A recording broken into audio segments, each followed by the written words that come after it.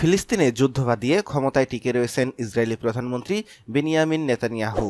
তবে টানা যুদ্ধে ক্ষুব্ধ হয়ে উঠেছে সাধারণ ইসরায়েলিরা। এ নিয়ে নেতানিয়াহুকে নানাভাবে চাপ দিয়েও কোনো কাজ হয়নি। শেষ পর্যন্ত লাখ লাখ ইসরায়েলি নেমে এসেছেন রাস্তাতে। নেতানিয়াহু বিরোধী বিক্ষোভে অচল করে দিয়েছে পুরো দেশ। কিন্তু ক্ষমতার মোহে নেতানিয়াহু এতটাই অন্ধ হয়ে গেছেন যে নিজ দেশের নাগরিকদের উপরেই শক্তি প্রয়োগ করছেন। নেতানিয়াহু বাহিনীর রোশানলে পড়েও রাজপথ ছাড়ছেন না ইসরায়েলি বিক্ষোভকারীরা, আর এভাবেই গৃহযুদ্ধের আবহ তৈরি হয়েছে।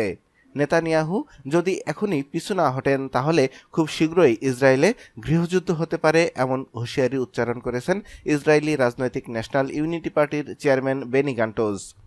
দি টাইমস অফ ইসরায়েলের খবরে বলা হয়েছে, দেশকে সম্ভাব্য এই গৃহযুদ্ধের হাত থেকে বাঁচাতে বিচারমন্ত্রী ইয়ারিভ লেভিনের সঙ্গে সাক্ষাৎ করেছেন গান্টোজ। সাক্ষাতে তিনি বিচারমন্ত্রীকে ইসরায়েলে গৃহযুদ্ধের ব্যাপারে সতর্ক করে দেন।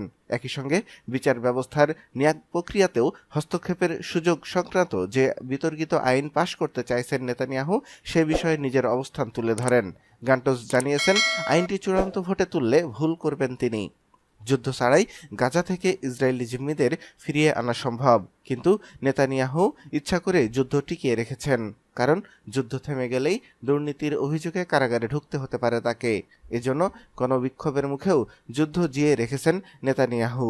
এর বাইরেও দেশের ভিতর নিজের ক্ষমতা আরও পাকাপোক্ত করার সব বন্দোবস্ত করে ফেলেছেন তিনি। এতে খোদ ইসরায়েলের ভিতরে শুরু হয়েছে অস্থিরতা। বিচার ব্যবস্থার নিয়োগ প্রক্রিয়ায় হস্তক্ষেপের জন্য বিতর্কিত একটি আইন পাশ করতে চাইছেন নেতানিয়াহু। এর ফলে বিচার ব্যবস্থার উপর রাজনৈতিক নিয়ন্ত্রণ প্রতিষ্ঠা করতে পারবেন তিনি।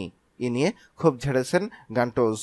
অবশ্য নেতানিয়াহুর বিচারমন্ত্রী গান্টোসের সতর্কবার্তাকে গ্রহণ করবেন বলে মনে হচ্ছে না। তার ভাষায়, দেশের ভিতর যে বিভেদ রয়েছে তা দূর করতেই এই আইন পাশ করার চেষ্টা চলছে।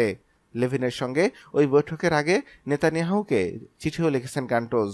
নেতানিয়াহু যেন এই আইন নিয়ে আর অগ্রসর না হন সে বিষয়েও সতর্ক করে দেন তাকে। কিন্তু গান্টোসের কথাই কান দিচ্ছেন না নেতানিয়াহু। প্রতি ঘন্টার আপডেট নিউজ পেতে আমাদের চ্যানেলটি এখানে সাবস্ক্রাইব করুন, এবং আপনারা যদি ফেসবুক থেকে আমাদের ভিডিওটি দেখে থাকেন তাহলে এখনই আমাদের ফেসবুক পেজটা ফলো করে রাখুন। ধন্যবাদ।